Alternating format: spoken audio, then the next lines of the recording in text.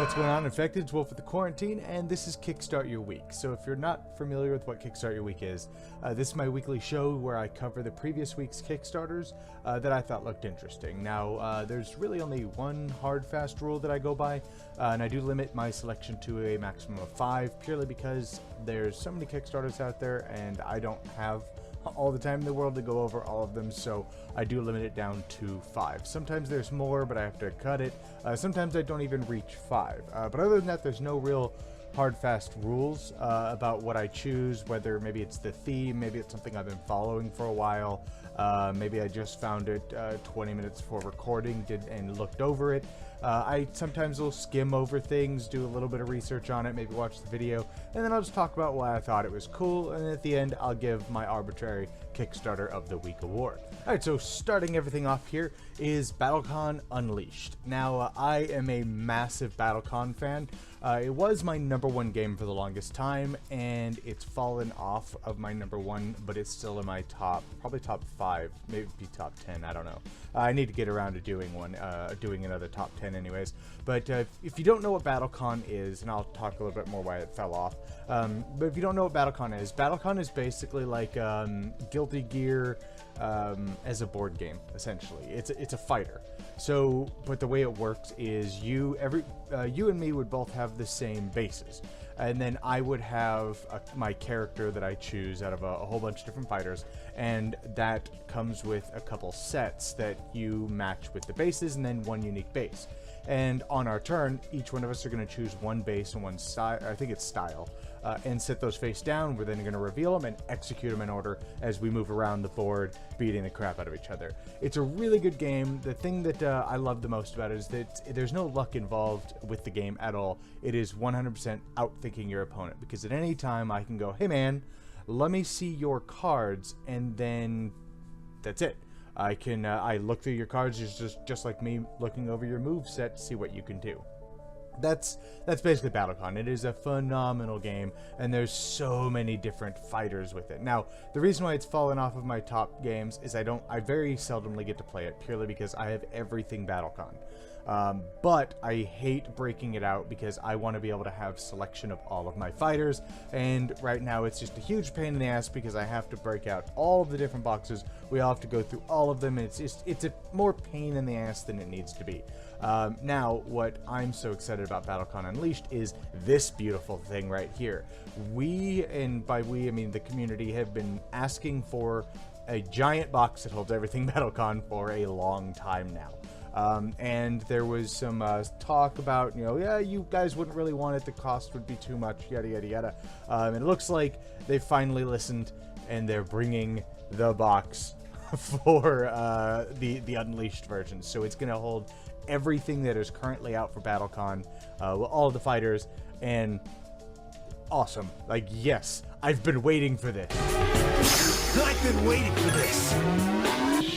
So anyways, on top of everything, they're remastering Devastation, which is actually where I got into the series at. It's my favorite one so far. Karen is my favorite fighter, which I think she was up here. Yeah, right here. Karen and Jaeger. That's my favorite fighter in the game, and then I have a few others below that, but most of my favorite fighters come from Devastation.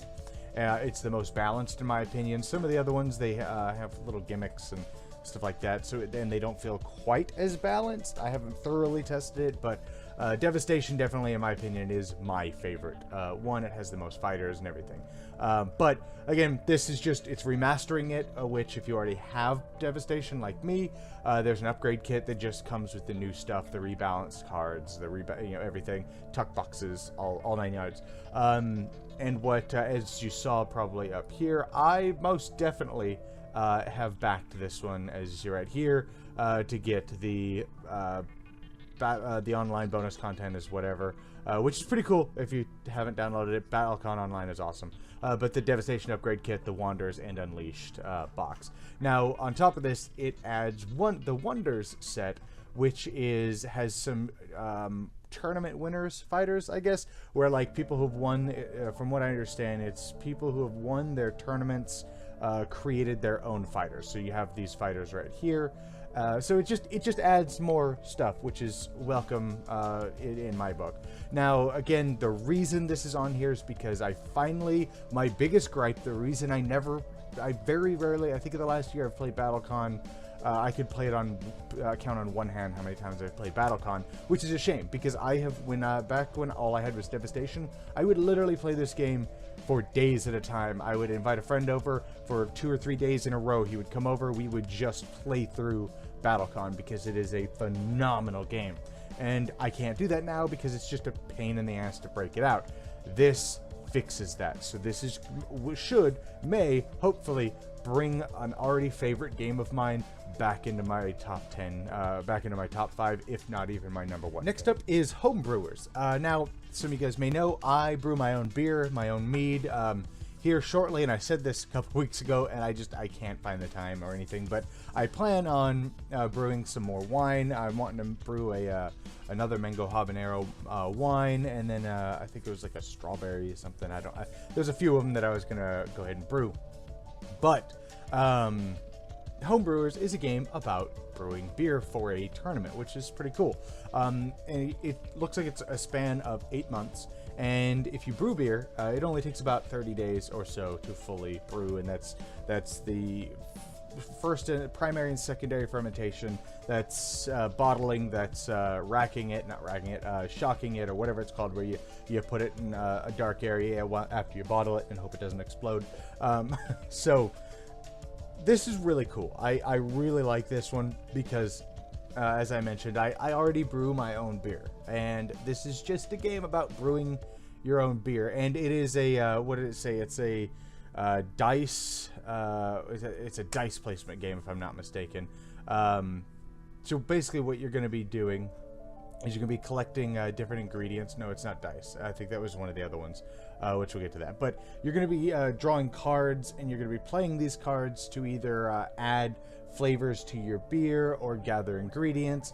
You're going to be taking different actions to improve your brew. Once a brew is complete, then you're going to improve on that the next year, and so on and so forth, until you get to Summerfest and Oktoberfest, and you're trying to appease judges. And again, I really, really dig the theme. I like the artwork in it. It's got real cute artwork. I'm a big fan of beer. Beer is always welcome.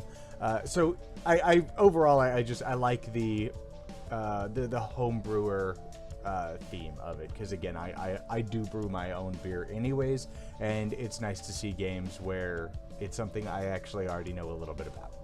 Next up is Welcome to the Jungle, the board game. Now, I was a little iffy on whether I wanted to add this one because there's not a lot of information that I was able to see. There's no rulebook on it or anything like that, and it looks like it could be either really, really fun or not that great in general, but I figured I'd go ahead and add it because I really dig the artwork and I kind of like the theme of it.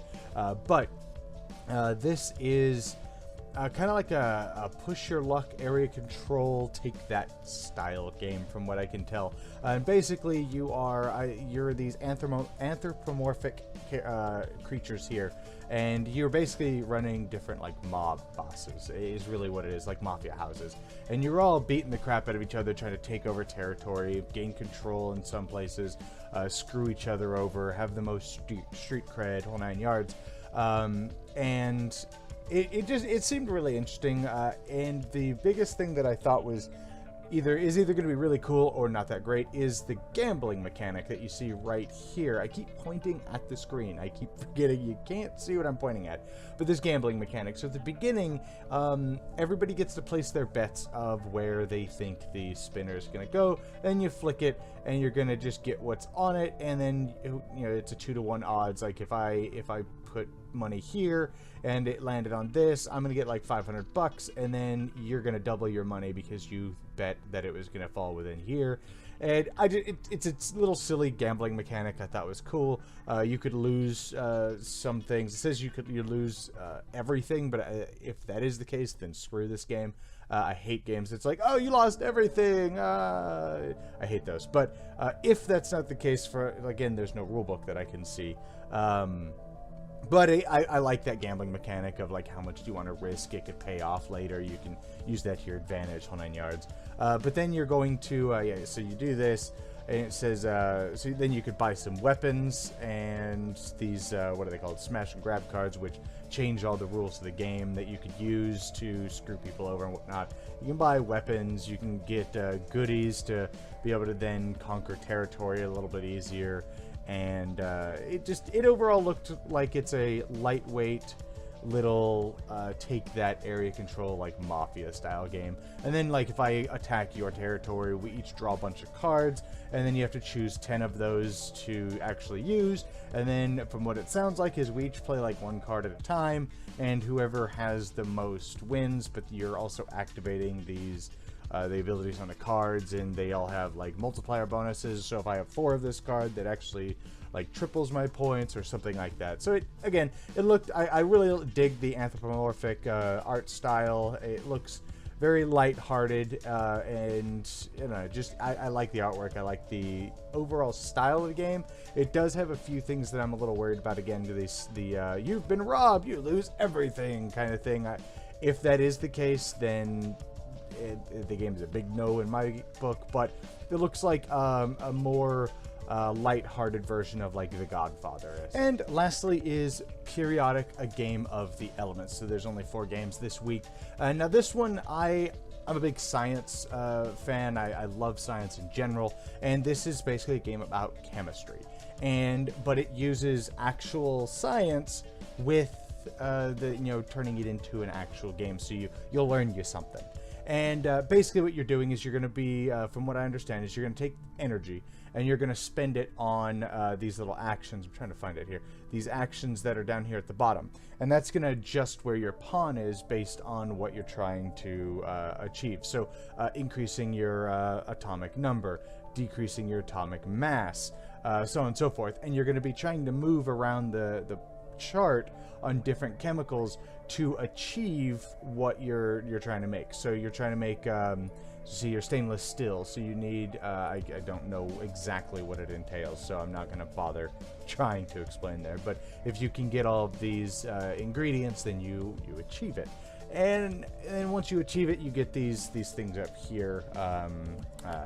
They're gold cards. They give you special things that you can do, more energy, stuff like that. But the other thing you can do, because you can do as many as you want to put energy on of these actions, but the other action you can do is you could just take all of the energy off of one card, but then you only do that one action. So it winds up becoming like a race to the end, and I thought that was, it looks like it takes what is otherwise a very complicated style of, or a complicated subject, and turns it into a light, fun little game where you can play with younger people, and they're understanding that, you know, what increasing and decreasing atomic masses and the atomic numbers do, and stuff like that, and then what elements are needed to create different compounds, such as organic mass. Yeah, it says hydrogen, carbon, and oxygen. And where's one of the other ones? You know, what makes bronze and sand and glass, and I think there's steel, which is iron and carbon. You know, I dig the theme, and any game that makes me learn me something, and I can have good fun with, and is always a thumbs up in my book. And that's it for Kickstart Your Week. So my arbitrary Kickstart of the Week award is gonna go to the BattleCon Unleashed. You hearing me talk about it, you probably already knew what was gonna get my arbitrary award. Level 99 is one of my favorite game companies in general.